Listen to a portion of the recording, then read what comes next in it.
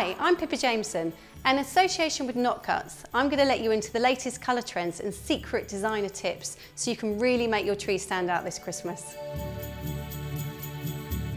Choosing the right tree for your home is really important. You don't want to go for anything that's too skinny or too small. For example, in this house, we've gone for a tree that's not too high to the ceilings and it's got a nice wide base.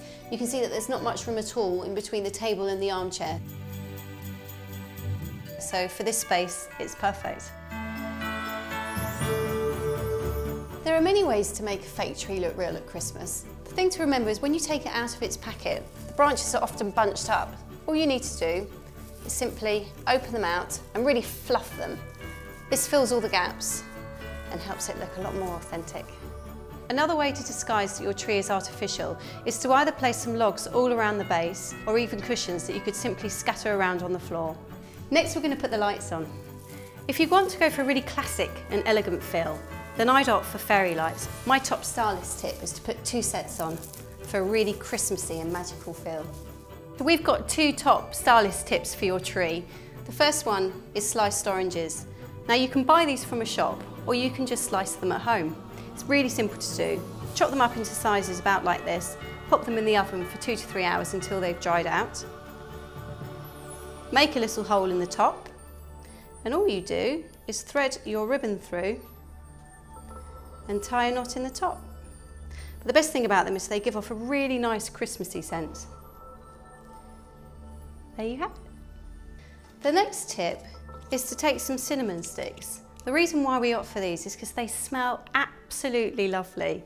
And all you simply do is, 3 is a really good number, group them in a bunch together like this. And then you take your ribbon, as before, wrap it around the centre, tie it in a knot, and you've got your scented tree decoration. For our tree, we've chosen a cool Yule theme, which consists of teal, silver, and white. This is a really popular trend this year. The other ones is more traditional, which is red and gold, and also the ever popular all white look. For a sophisticated look, it's quite important that you don't use more than 2 colours. You can see here that teal is our main colour, but the other ones we've got here is actually just the accents of that same colour. And then we have the highlighting colour, which is obviously the silver and the white.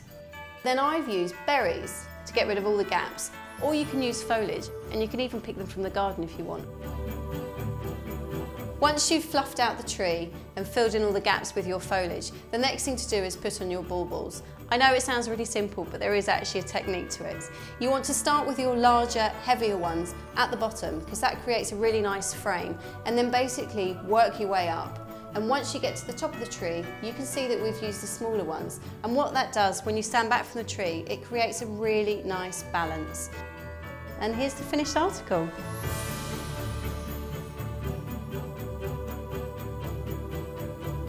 Just make sure you set enough time at Christmas to decorate your tree, because when you've finished, you can sit next to a warm fire and relax.